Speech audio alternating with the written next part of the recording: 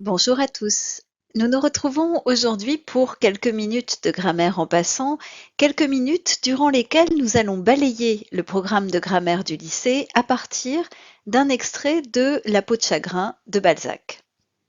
Ce très court extrait, le voici, j'en fais la lecture et puis nous aborderons ensuite successivement 3 questions de grammaire qui porteront sur la négation, l'interrogation et l'analyse de la phrase.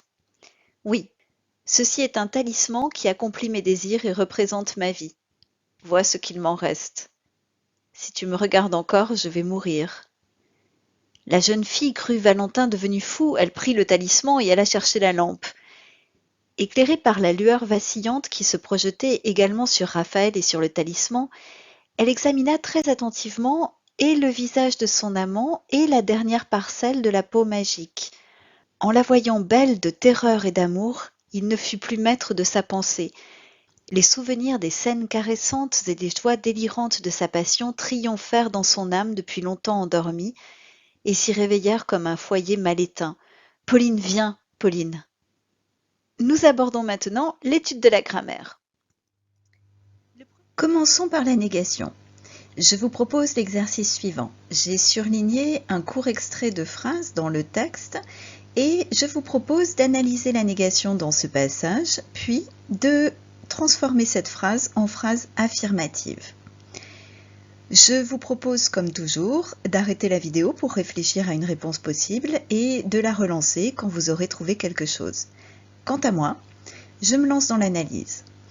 La négation de la portion de phrase repose sur deux termes, ne et plus. Ce sont deux adverbes de négation qui forment un système corrélatif et ce système corrélatif encadre le verbe. La négation porte sur un élément de la phrase, l'indication du temps, ce que nous indique le forclusif plus. Il s'agit donc d'une négation partielle, dont je vous rappelle qu'elle est assurée par un nombre assez large de forclusifs, alors que la négation totale est assurée par un nombre très restreint de forclusifs, pas, point et aucunement. La phrase à la forme positive affirmative serait « Il fut maître de sa pensée ». Pour parvenir à cette transformation, j'ai simplement ôté les deux adverbes de négation. Nous pouvons maintenant passer à l'interrogation. De nouveau, j'ai surligné un extrait du texte, un extrait encore plus court que le précédent puisqu'il s'agit de « Pauline vient ». Et je vous propose de travailler sur cette très courte phrase. Je vous invite à la transformer en interrogatif direct avant de commenter les changements que vous aurez effectués. Et évidemment, de nouveau, je vous propose d'arrêter la vidéo pour réfléchir à la question. Quant à moi, je me lance dans la correction. Une phrase interrogative directe, c'est une phrase interrogative, donc une question, telle qu'elle est prononcée durant le discours. Il y a ici deux possibilités pour réaliser la consigne. Pauline, viens-tu? Pauline, est-ce que tu viens? La phrase initiale, Pauline vient, est une phrase injonctive, c'est-à-dire un ordre qui utilise l'impératif. Pour poser une question, je ne peux pas conserver ce mode verbal. Je vais donc modifier le temps du verbe et je vais utiliser, puisqu'on se situe dans le discours, le présent.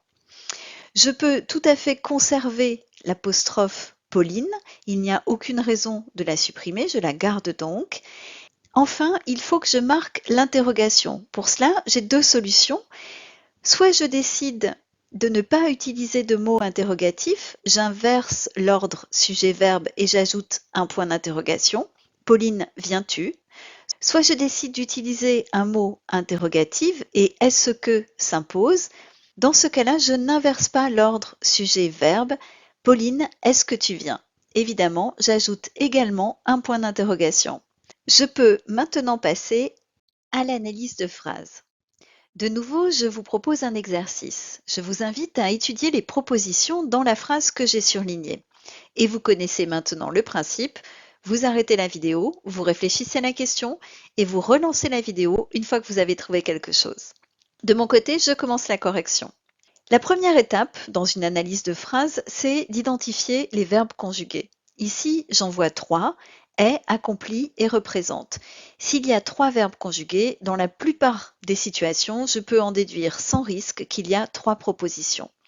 Il va donc maintenant falloir que j'identifie ces propositions. La première, c'est « ceci est un talisman ». Il s'agit de la proposition autour de laquelle tout s'organise, il s'agit donc de la proposition principale.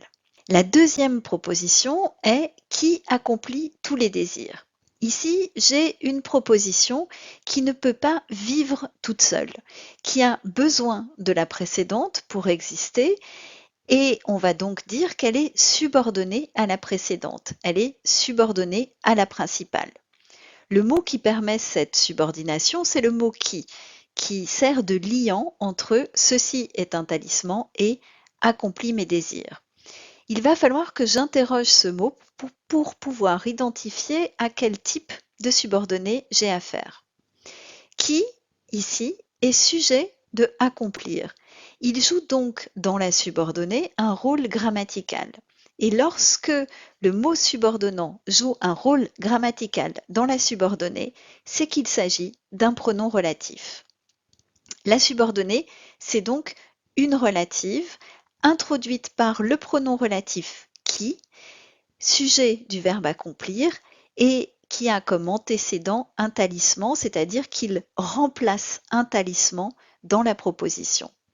Elle fonctionne un peu à la façon d'un adjectif et je pourrais d'ailleurs dire « ceci est un talisman bleu ».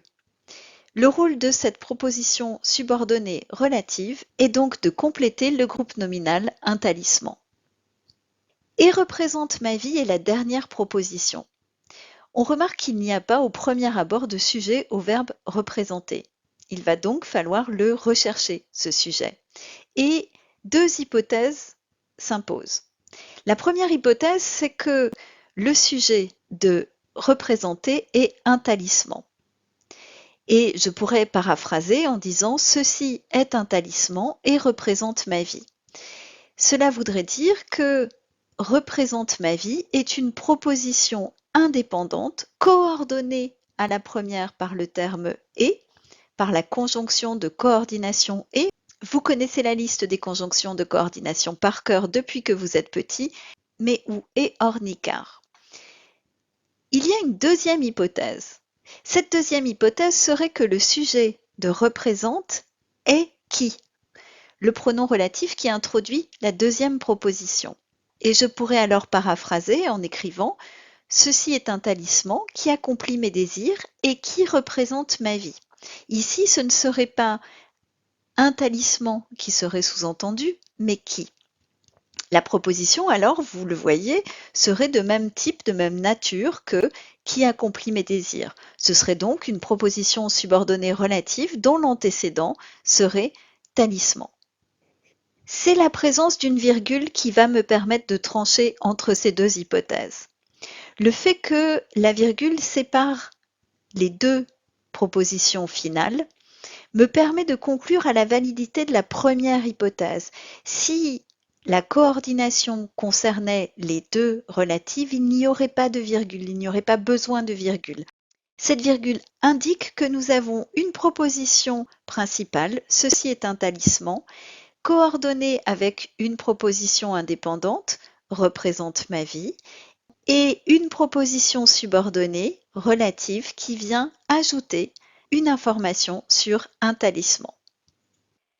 Nous en avons terminé. Bravo d'avoir été au bout de l'exercice. Bravo du travail que vous accomplissez en vue de votre bac de français. On se retrouve très bientôt avec de nouvelles analyses grammaticales.